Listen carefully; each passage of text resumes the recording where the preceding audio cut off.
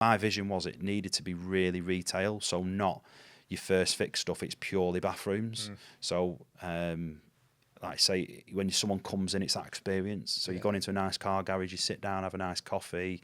We'll design the bathrooms for you, the exact bathrooms. It's not a concept; it's a reality with what we do. So it's the actual bathroom you're going to buy with the tile, the lot. You can physically see it. Yeah, stunning. So we're sort of working with all sorts, working with trades as well.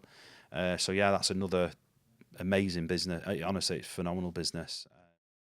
Hi, I'm Michael Allison, Commercial Director at Roma Finance. Welcome to another episode of RomaTalks, when I meet people from across the property ecosystem. And today, delighted to be joined by Tom Sumner. Hello, Tom. How are we doing? You all right? I'm very good. I was about to try and say what you did, but it'd probably take up half the episode just to even talk about all the different things that you're involved in. So before we go any further, tell us a bit about yourself. I'll let you do the explaining.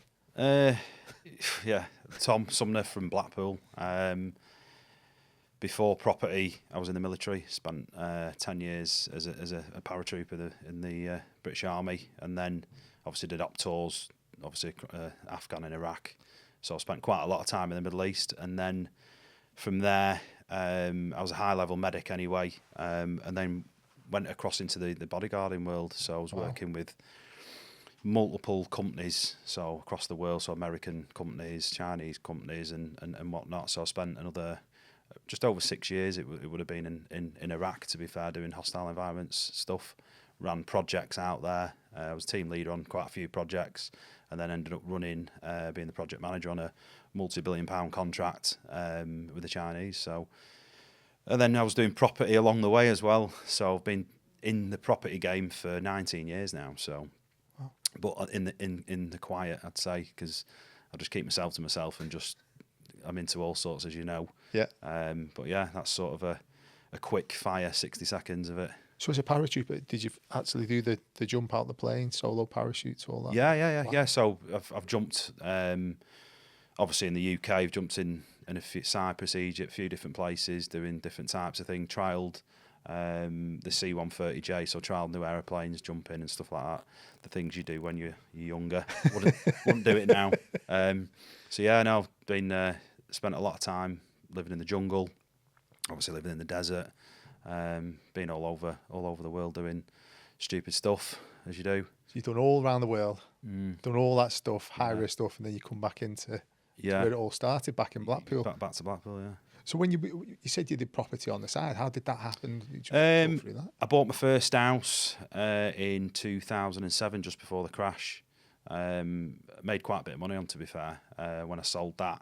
But I was buying stuff throughout when I was in the military, getting into buying property, and then obviously when I was bodyguarding, buying more and more stuff, and obviously realised how much money you can make. So a lot of the stuff I was doing, I was sort of more than my army wages every year with buying property, doing a flip or whatever, and then obviously building up buy-to-let portfolios.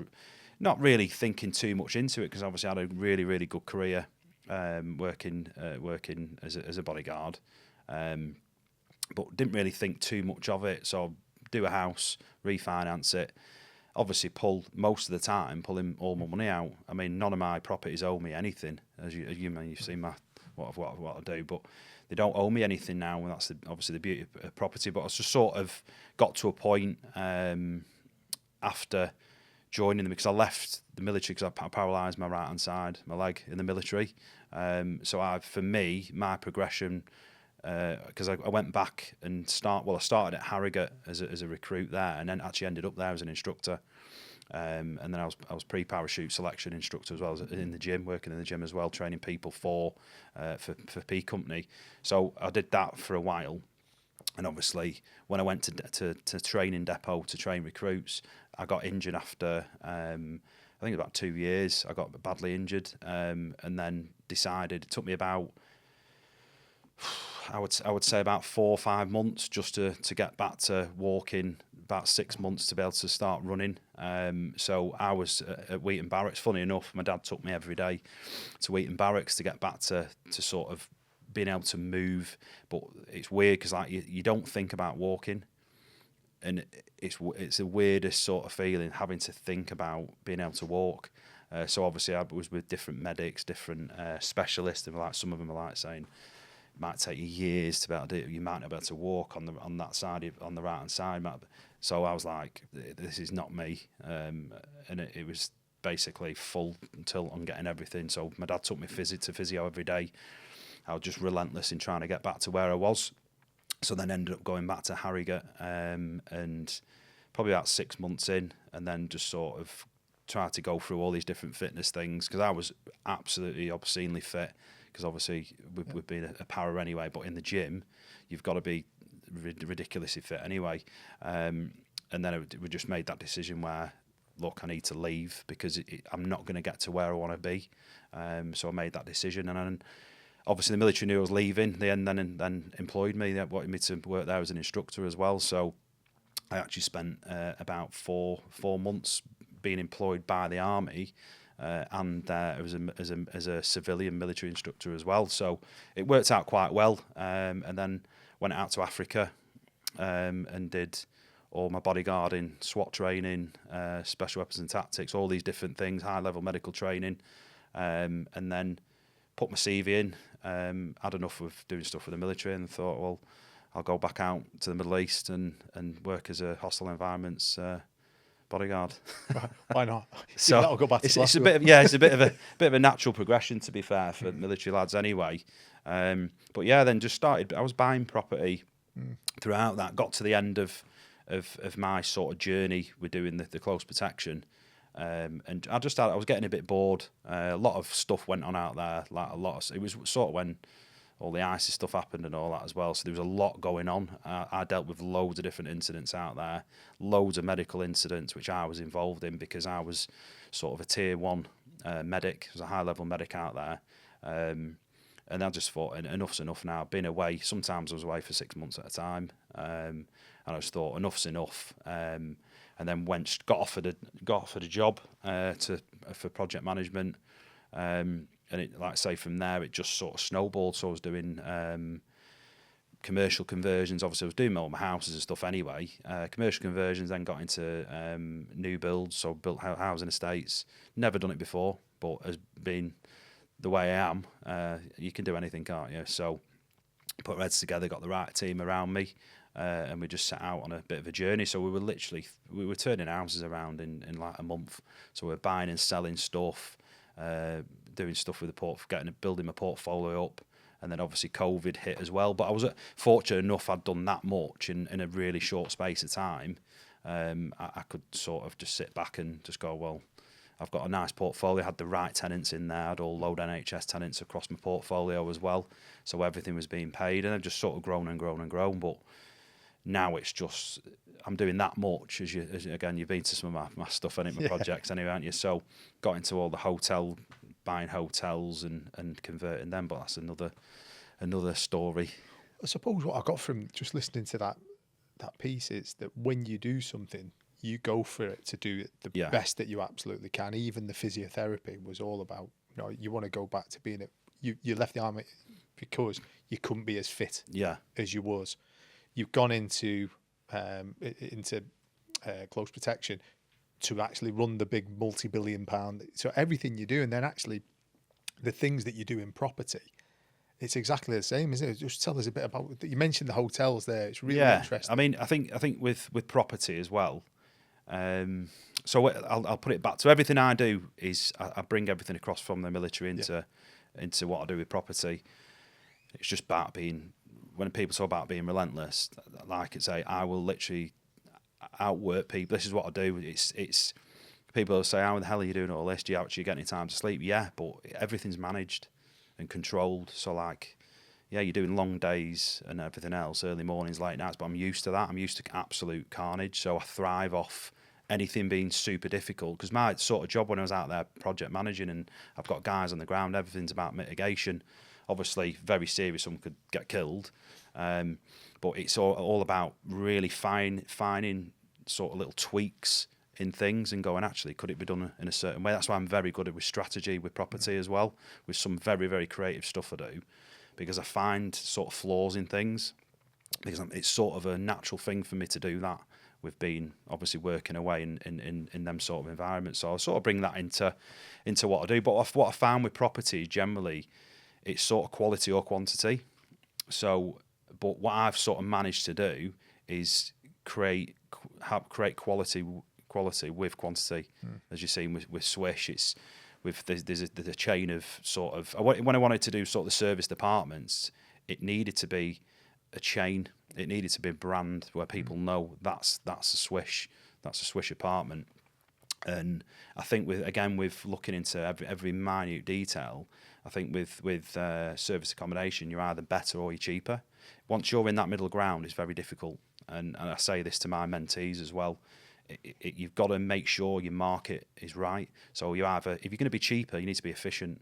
You need to be you need to manage everything. How speed is of essence. Whereas the quality side, which I'm in, it's not about, because people go, oh, what's the occupancy rate? We don't even look at occupancy.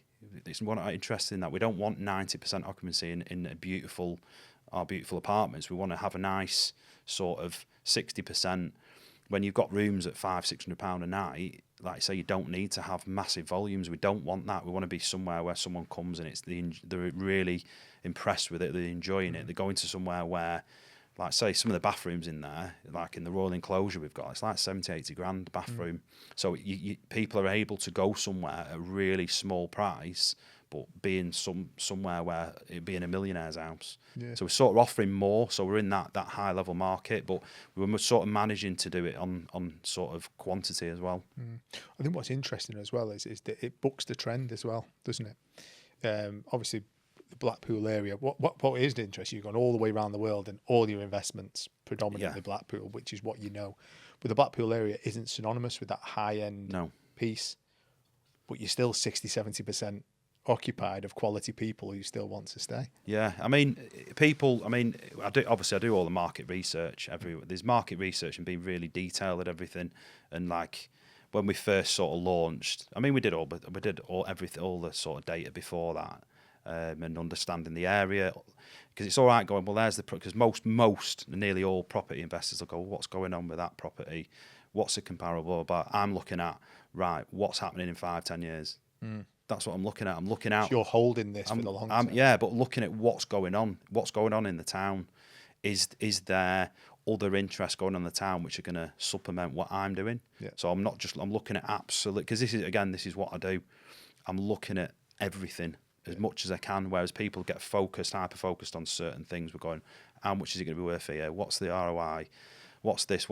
And they're just sort of focusing on the asset, whereas I'm looking at the asset, but what's going on around it. And as we know, with discussions we've had with Blackpool, is sort of up and coming with what's going on, the investment. And people said, because we've obviously spent millions on the places, and people are saying, well, why would you spend all that in Blackpool? And even when it sort of launched with Visit Blackpool, all the comments on there were like, this is amazing. Then you had a few like, oh, it'll never work. It's like, that's why I'm doing it and you're not.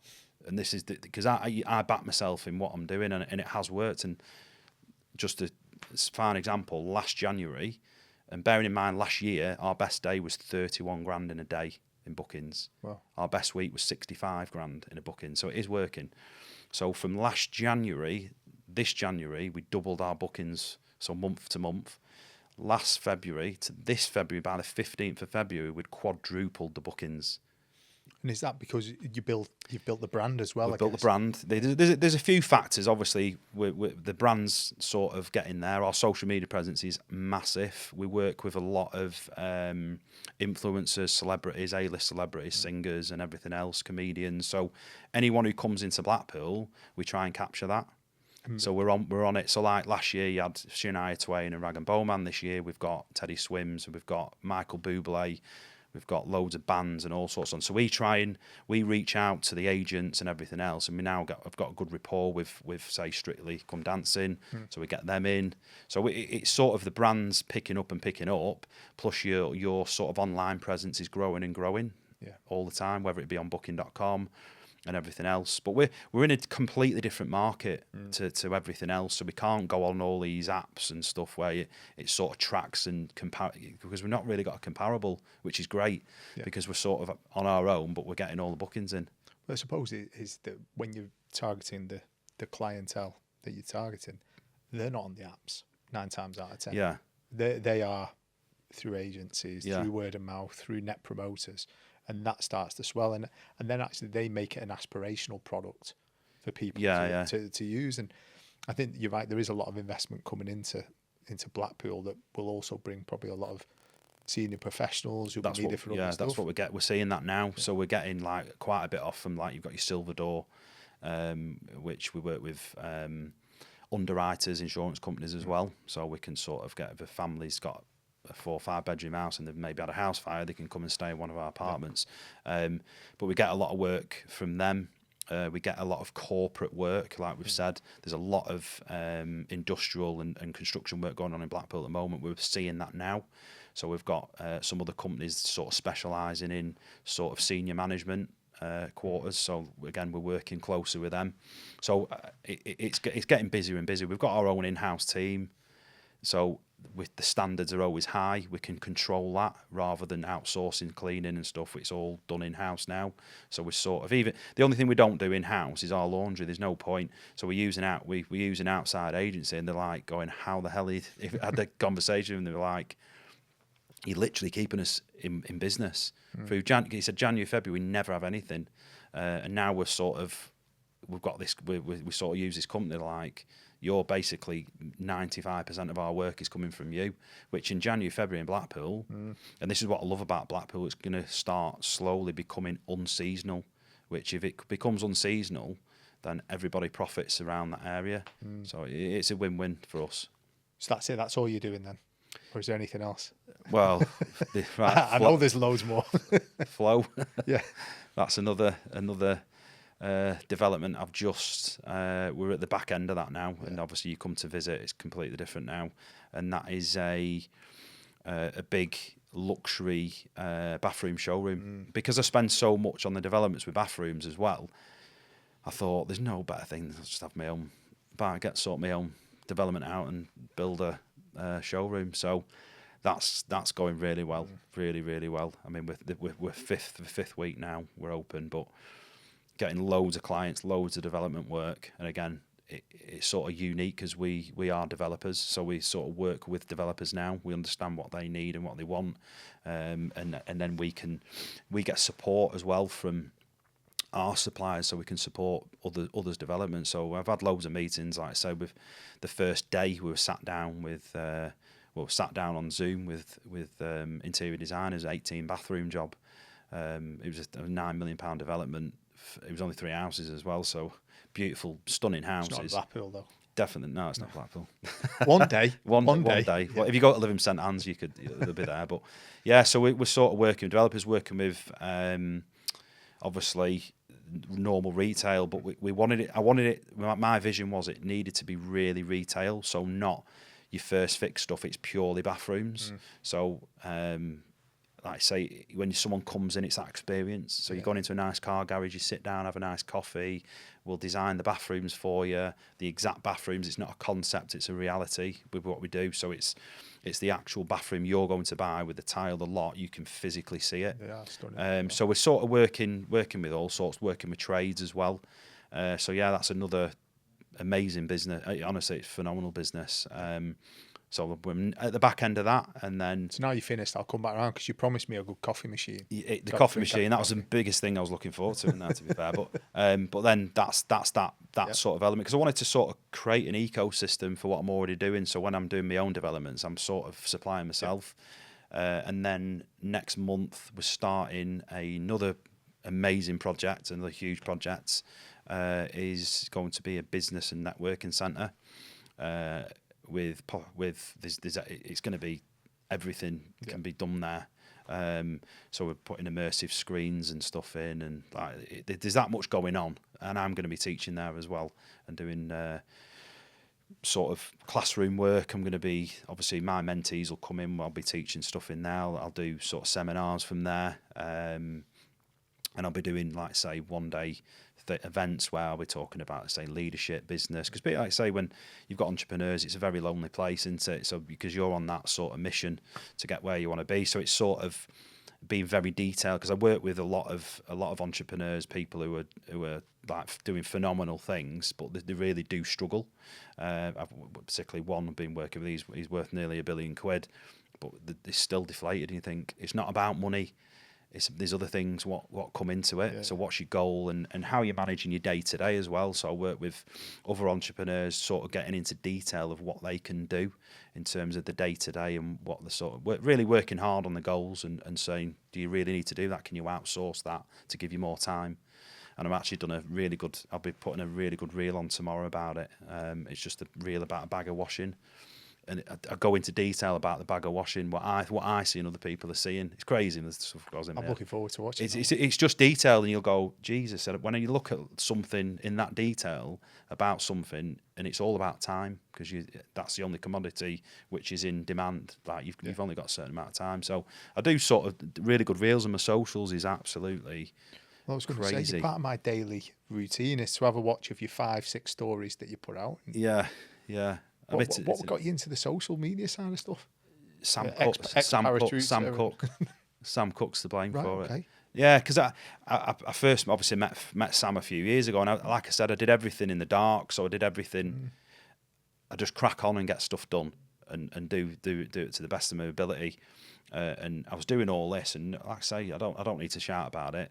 And then I obviously met Sam, and obviously I'm now write for Blue Bricks. So that's obviously over a few years. But yeah, so I met Sam, and he was like, why aren't you telling, he come round my projects, and he was like, why aren't you telling people what you're doing, because this is unbelievable. And I said, well, I'll just crack on, and that's an army term really, it's just crack on and just get stuff done. So it's just sort of snowballed from there. And then another one of my mates, Richie, he's an ex-military lad, and he's phenomenal. He's just won, I think, about 18 awards globally for a film he's just done. And he interviews all sorts of people, but he said, listen, this is what you need to be doing. And obviously I was just testing stuff, because I like to test stuff and go, well, is this working, that working? And I've just basically been consistent with what I do, and then I look at what's working, what's not, and then I just, because I'm sort of relentless in what I do, I'm like, right, I will keep doing it and keep doing it and keep doing it. And like I said, I put a post on the other day, brand pretty much newish account, it's just under 35,000 views in a day on one post, and that was with Flow. And the amount of people coming in to the showroom now are like, oh yeah, saw it on Instagram, so it works. And then, like I say, Flow again is getting, across my social media, I'm getting hundreds of thousands of views a month. But it's sort of funneled views, because property is quite niche. So everything I do is quite niche, but it's funneling people into that. So really, my metrics are sort of working out as if I've got like 10 million followers. It's crazy. Honestly, it's absolutely crazy. My sort of tech guys are like, how the hell are you doing it? I went, well, if I knew, I'd do even better, wouldn't I? You'd be selling that. Yeah, I'd be selling that, because I'm like, well, it's working. What I'm doing is working. But yeah, no, social media is so powerful now. So it's mainly because Sam was like, mate, you need to tell people what you're doing, because like you can have the best product in the world, but if no one knows about it, it's not the best product, is it? But then you being you, a bit like the bathroom show, rather than just open like you say, a first fix bathroom show where people can come in and pick it. It's high end. You've vaulted the ceiling on the way in. It looks amazing. Honestly, it does. I'm impressed myself. I'm looking forward to the finished bit. But and then also the social media, you being you, it's not just a case of I must remember to stick something on. It's relentless. It is then 4 or 5 reels a day, but it's about the engagement that you get off the back of it, which funnels into your businesses. Yeah, like I say, I constantly get messages, or loads of the amount of DMs I get is crazy, absolutely. Like even driving down here, I'm like literally doing voice note after voice note after voice note with lads. Go, what do you think about it? And I don't mind, because like for me, you love a voice note as well. I do like a voice note, yeah. But like it's just, even like some of my mates have helped starting business, so I'll try and help them, because at the end of the day it comes back around. And it's like with a networking centre, it's not there really as a vehicle to make money, because the byproducts of what goes on in there will supplement my other businesses. So it's sort of it's not there for that set purpose, but it sort of grows everybody's brands as we go. But everything's about branding now. Honestly, it's, if you create a good brand, if you look at the way I've done my different brands, they're all very similar the way they look. But very, very different, but they all supplement each other in a certain way. And that's how I sort of planned. So when I'm looking at something, I'm thinking, well, what am I going to be doing in 2 or 3 years? How's that going to be operating in 3 or 4 years? So and I say this about goals as well, and I see so many things online where new year, new me stuff, and I can't be dealing with it. It's like you should be setting your goals minimum of 5 years in advance, because things change very quickly. You need to pivot very quickly, and it's sort of, I plan stuff so far in advance, and I'm like, well, if I need to get to that certain point, how am I getting there? And this is where all the detail comes in. This is where, again, where I teach my mentees, but I'm actually going to open this up to, again, we're beyond business and networking centre, that I'm going to be teaching from there. So I'm then going to be opening that up to actually formally teaching, going, right, this is a 5-day, 6-day, 7-day course. We're going to cover Class Q, we're going to cover planning acquisition, we're going to cover all these things, what, again, I physically do. People sort of tend to talk about them or read out of a book. You ain't learning nothing out of a book, mate. And that's, for me, this is what annoys me about social media. You can be anything, but you're not it a lot of the time. So I wanted to create that authenticity of going, actually, we'll go around my projects and I'll show you what can be achieved, because at the end of the day, results don't lie. And one of my companies is RDL Limited, results don't lie. That's what it means. And that's part of that. Is that what the RDL stands for? Yeah, results don't lie. So it's sort of, and with my teaching thing, and this is all for me. I say what I do and I do what I say.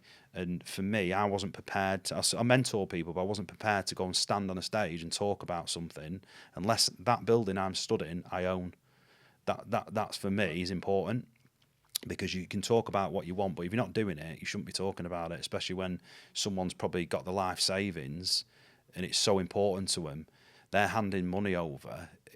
For me, it doesn't sit right. So anybody who comes to work with me, you get full on interviewed. Yeah. You can't just go and book on anything with me, of course. It doesn't happen. You basically get fully interviewed.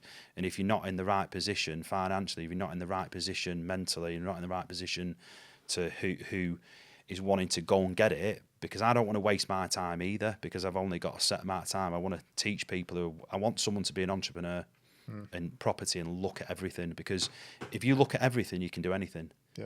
Instead of just having one strategy, I can look at anything, and people will go on about buy off market, do this. Some of the best deals I've ever had, hands down, have been from Rightmove.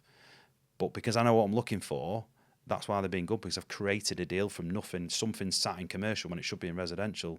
Why is that sat in residential when it should be in commercial? That's why it's not sold. So block of apartments and shops and stuff like that I've bought and sold, developed and sold on.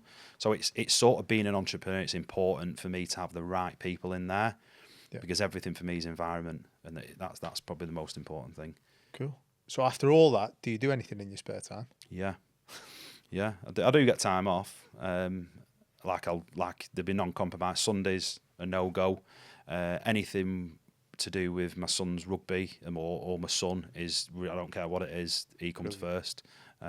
So as you see on socials, I'm up in Worcester, then I'm in London, then I'm in Scotland, then I'm in Warrington. I'm all over the place. You made it sound dead glamorous until the Warrington. Warrington, yeah. So I'm all over with his rugby. He's doing really well. Portugal, South Africa. He's literally everywhere. So anything to do with him, it's like I say. That's why, to be honest with you, that's one thing with my work and me. I can pick and choose what I want to do when I want to do it. Yeah.